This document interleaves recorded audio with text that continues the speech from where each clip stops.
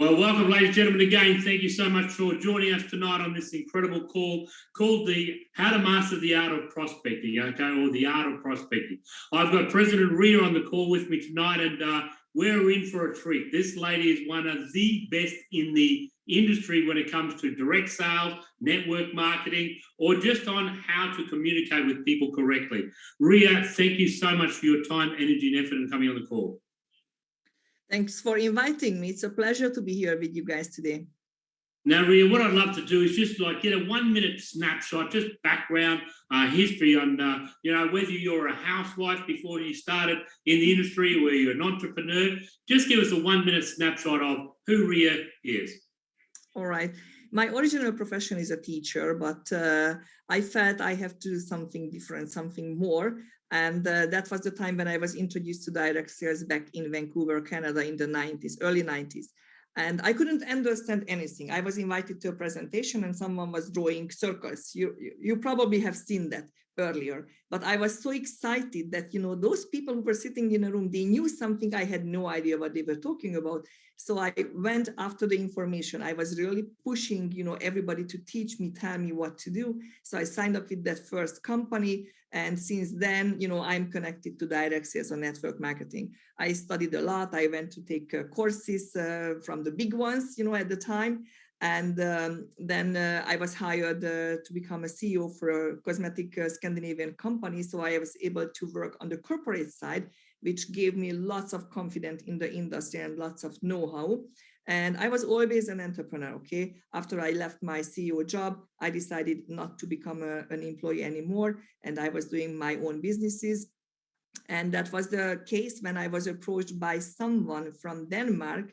And the beautiful thing is that when I was approached, I didn't know that person. So I came to the business through a referral. And I think we got to the very important part of this conversation, Robert. Why is it important to ask for a referral? Because if that person who is Ibn Elzan would have never asked, do you know someone, that question, there wouldn't be any business in those countries I am developing Zinzino. Look, and that's some of the key things, and I love what you just said about referrals. I talk about the ripple of three, okay? So people in your warm circle that know, like, and trust you, people in your network circle, the next ripple, as we call it, that know and like you, and then the cold circle, people that have no idea who you are. So those three circles of referrals are very, very important to any business, and whether it's a direct sales business or just a commercial business, you have to understand that you have to go out there and work in those three different circles. Now, can I ask in your sponsor, Ib, was that a warm circle, a network circle, or a cold circle that you came from? Actually, I would say it was a cold circle. I met someone some years ago, and I gave a good impression to this guy. He knew my background, that I was running a company before. And that's it. That was the information. And the guy said, yeah, maybe Ria would be the person you are searching for. If someone, Ria, could get started in Eastern Europe. And that was it.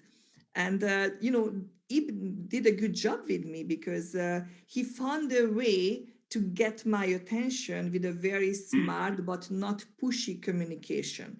And I keep teaching it in my organization. How did he do? Because even if my personality is probably figure out it's a little bit different than Ib's, but anybody who would come after me, pushing me and being aggressive sales, I would have turned this person down. But Ib made a big difference. He was curious to see, who am I as a person? Who is Ria? How is my life? How is my relationship within the family? What did I do previously? Am I satisfied with my life at this point? Is there anything he could give me to change my lifestyle? And if you heard my story, I've done lots of presentations. There was a sentence, what has changed my mindset, and I was open to get started with Zinzino. And that sentence was after Ib seen me in real life, that I was running and, managing my previous company, which was a traditional business. He told me that, Ria, it's time to get back your life.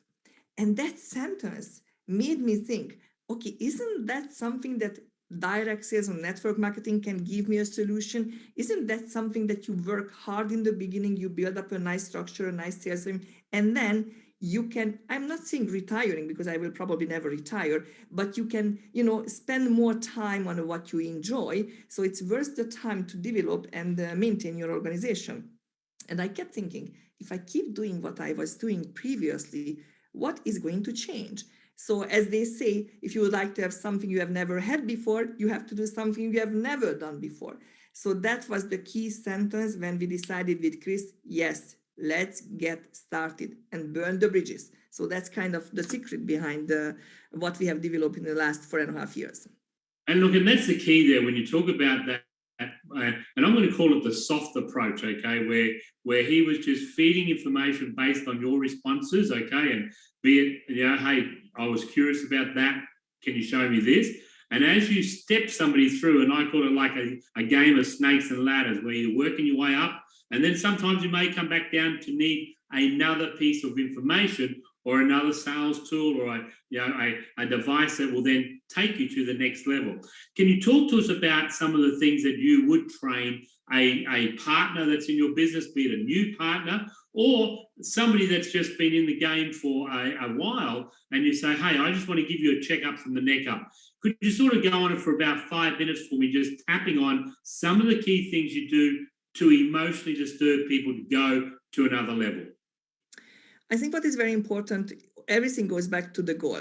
If you don't have the exact goal, if I don't know my partner's goal, probably you are already lost. So there is no need and no reason to get started seriously, because people are not going to get motivated long time if they don't see that they can get there. If they don't see that Zinzino is a great and the best tool in their life, and that can be shown to other people. So I always start with specifically designed and talked about and really feel that dream, really touch it, see it, the real goal. So I can understand and I can relate to that goal. So I can fight for that goal.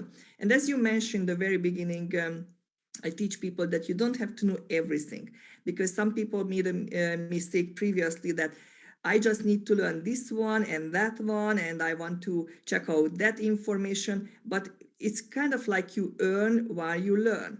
So in the very beginning, it's important that people just get started communicating, sharing this information without having all the knowledge, because it's like a big puzzle picture. It's never going to be done actually, because even for today, probably I have something I have never read or never heard within the business, which is absolutely great. I don't have to be perfect and I don't have to know everything, because if you get started and sign up as a partner, you can invite to a presentation anybody just by honestly, I just checked out something and you need to know about it. This can be an invitation, okay? Don't overthink, don't over-educate people, because if we try to educate people for a long time, they will feel more fear and they feel, I am not 100% sure if I can do that. I should get more education, and they lose that passion what they have in the very beginning. And I think this is the key what we do. Like, don't let the power, don't let the fire burn out. So you sign up someone, tell them the simplest way how and where to invite the prospects, so they can use their own words. Like, you communicate differently with your best friends. You are meeting weekly for a coffee or go out for shopping, or youngsters, they chat on Messenger or any other platform. They're not going to make phone calls. They just repeat the same thing what they do. They use different slangs with their buddies than with their, let's say parents' friend, okay, with like 20, 30 years older people. So we don't have to teach them every single word. They have to be natural. That's kind of my approach. But the most important, the key is get started right away. You have enough information as it is right now, and a person, a sponsor or an upline who will help you out, who can jump in to a 3-way call, to a Zoom call. And your job is just to make the connection. So you don't have to be a genius. You don't have to know how to make heart surgery or brain surgery. It's about talking to other people and sharing your passion. Look what I have fun. My life has changed that way. If you are talking about, for example, the product line, you can share stories from a customer. Even if you don't have a customer, I'm sure you have heard stories from someone who has a customer who has changed his life. So as I teach, and as we all teach in our industry, use other people's stories until you don't have your own story.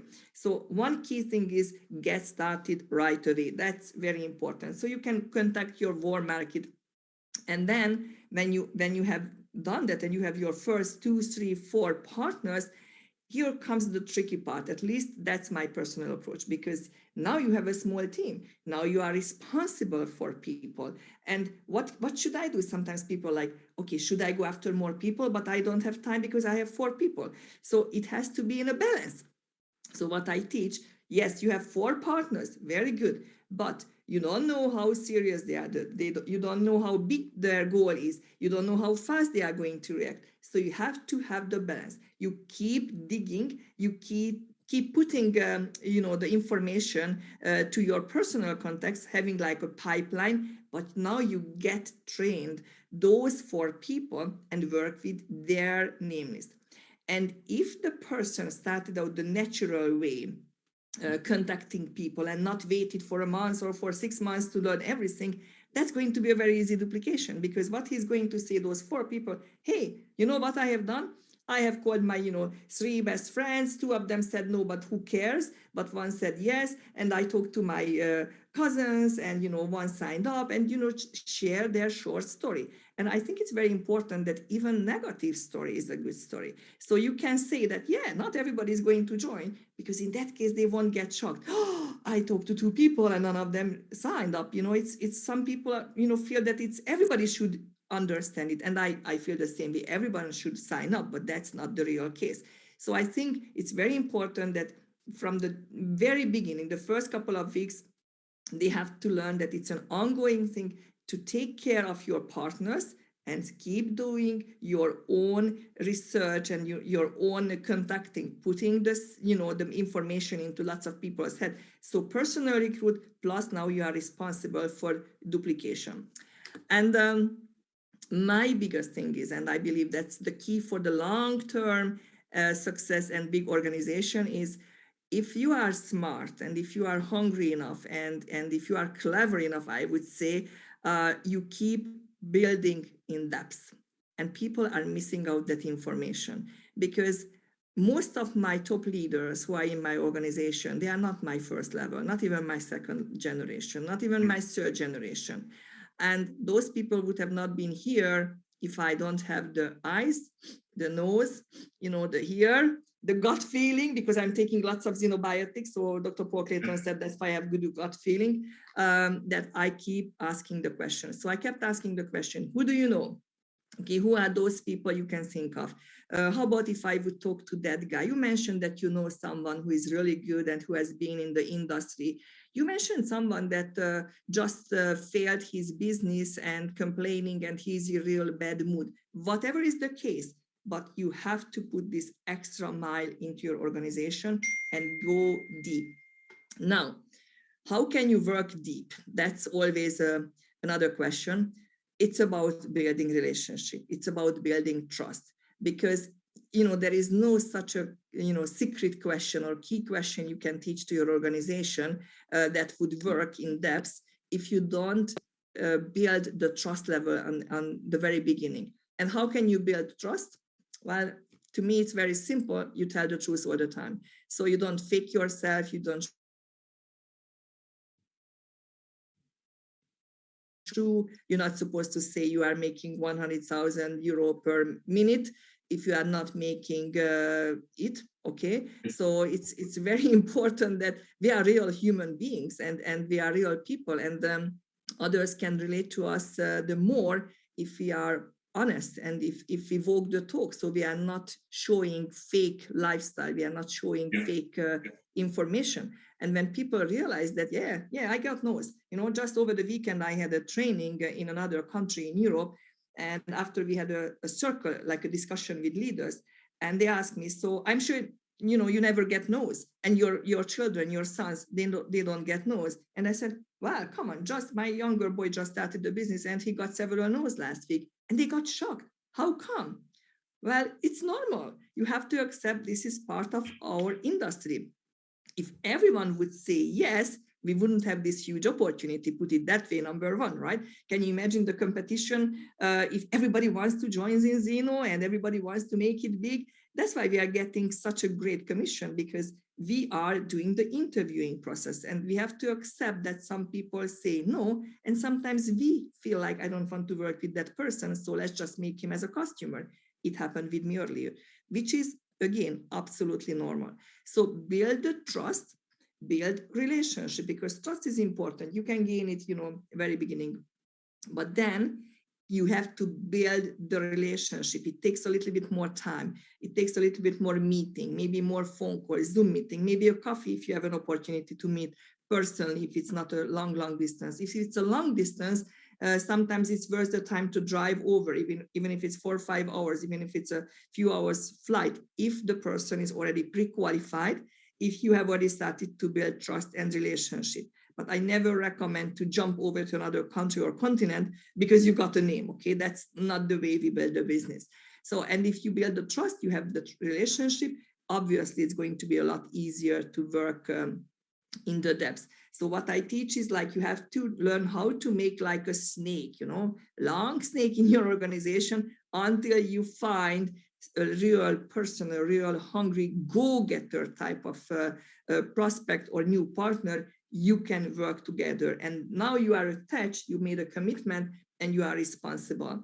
And thank God that in our compensation plan, it doesn't matter what depths you are working, because the commission, your commission is not going to be such a big difference if it's your frontline or if it's your 10th generation. And I really love that fact that I can decide where and with whom I want to work.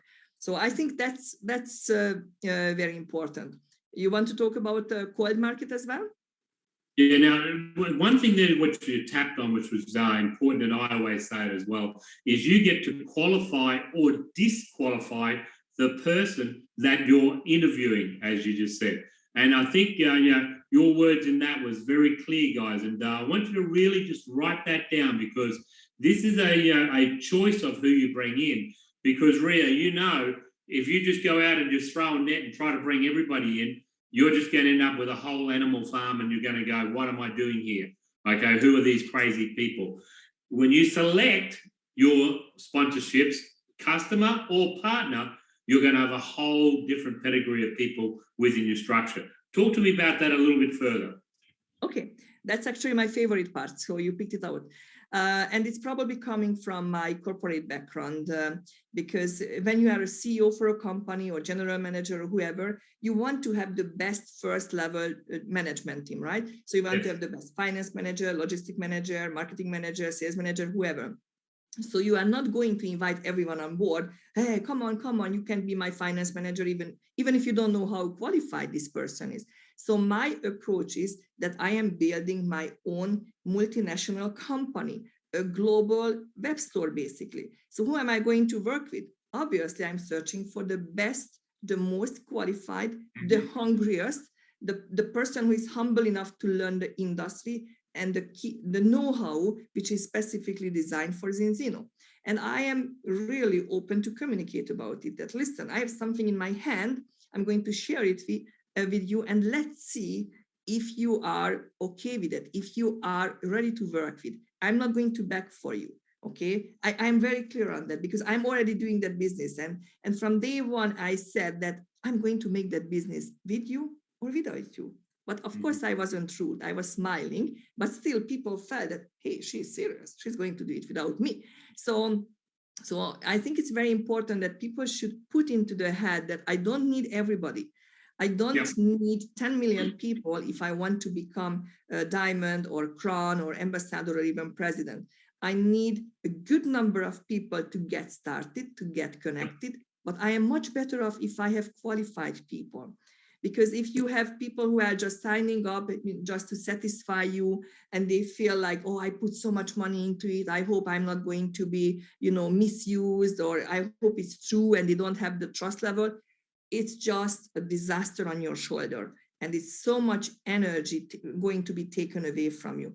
But if you qualify the people, and they can say, with their words, yes, I am into it.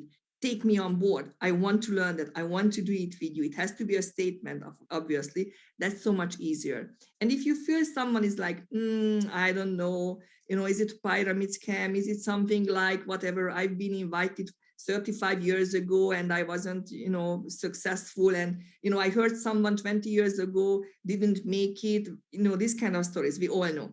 And if they keep repeating that kind of a story and you give them the right answer, you educate them about the difference of, 30 years ago and today, and still, what I would say is just, you know what, Joe, I hear what you are saying. Why don't we do it like that? Try the product, let's test you, get on the product line, be a customer. And when you will feel real experience, you can make up your mind if you would like to join me as a business partner, or you are just going to be a satisfied customer. So take it away. Don't push them, these people, to the business, but rather take it away. So what can happen? 3 things. Number 1, he is going to be happy as a customer.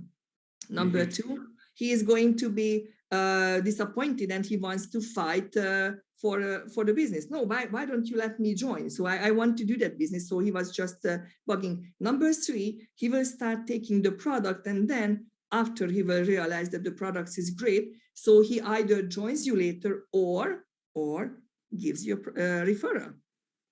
And everything is about follow-up, of course, which is not easy with my personality, because I am not an analytic type of person, but everybody should find a way how to keep track on these kind of things. But I strongly believe that we don't have to push everybody into partners position, only the best ones, because the best ones can bring the higher level qualified people and we can work faster. So that's kind of my approach when I talk about qualifying and maybe just keeping them as a customer. A long-term satisfied customer with regular monthly credits worth more than one ultimate kit. That's my strong belief. And look, and that's the key there. And when you just said before about other people's stories or getting a story that you can tell, that's the beautiful thing that I personally love about this company, Zinzino. With its test-based concept, it's showing proof to fix doubts.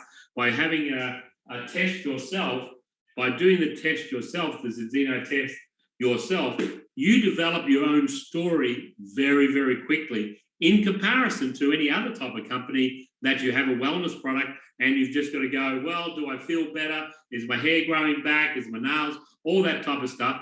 This, with Zinzino, the test-based, is a real secret weapon. Can you talk about that as we go into that cold circle, that last circle? Yes, actually, when I started the business, I didn't have a clue about the product line, and I was more interested in the business part than the product because I didn't have experience how great the products are in Zinzino. I heard it, but I didn't believe it in the very beginning. You know the story. It takes some time to build the trust level, obviously. So when people ask me, so what is the product and how is the product doing? My really not qualified answer, and don't laugh at me, Robert, please. I said, well, you know what? In Scandinavia, people are taking it for years and it's working for them. I'm sure it's going to work for the Hungarians. Okay, that was my professional answer, but at least it was honest because I didn't have a clue in the very beginning. But really, the test-based instead of the guest-based approach is one of our key elements, and that's going to make the difference between any other companies. And when it comes to cold market, actually, I have lots of experience because 20 some years ago, when I started out my very first network marketing company, I was living in Vancouver, knowing only 2 people, my ex-husband and my ex-mother-in-law, and that was it. And they didn't have circle of influence. So what did I do? Actually, I never had coffee before, but I saw that so many people are in the coffee store. So I started to walk into coffee stores and started to drink coffee and, just get into conversation and start talking to strangers. And at the time, people had physical business cards, obviously. So I collected business cards and I called them back 48 hours because they still remember me, obviously, especially because of my accent. And that was my first approach. And when it comes to cold contact, I still do the same thing. If I bump into someone, I get the name and the phone number and I go back. I never push the business on spot. I just create curiosity, because if you are on spot, jump on someone, it looks like you are desperate. Okay, we don't want to do that. Just happened another day, I made a phone call somewhere, and the support lady was so professional, but it was a recorded line. So I said to her, wow, your job is really great. It's really, rare when I hear someone talking so professional. I know it's a recorded line, but could you add me on Facebook? I would like to talk to you. And and a few hours later, she added me, and we started to chat. And now I figured out what she is doing, blah blah blah. And if there is something we can do in the future, and it's, maybe something will happen with her. Maybe she will be a partner, she will be a customer or not. But it's practicing. It's like really planting the seed. I had to redo my garden, the grass, and I can tell you how many small pieces of grass seed the gardeners put into my yard, and still not every single was become green grass. They had to put some more, and we had to water, and we have to put nutrition, and then another time they had to come back. So it's the same story with us. We have to keep repeating until our grass is really nice and green and fresh. And cold market and cold approach, in a way, it's a lot easier than anything else. I don't know why people are so afraid of it. Just think about it. You don't know Joe, you don't know George, you don't know Susan, you have no idea who she is or who he is. What the hell can happen? They can say no, or they can say yes. They are not going to kill you, blame you, blackmail you. It's and you never meet them again. So if you have your right story, if you can say those few words that, I kind of like you, the way you communicate, the way you acted, I can see how helpful you are, because we were shopping somewhere and that guy helped an old lady. Well, I really appreciate your approach to people. You know what? I'm in a people business myself. Would you mind if I would ask your contact? I'm in a hurry, but I would love to have a chat with you. And what can he say?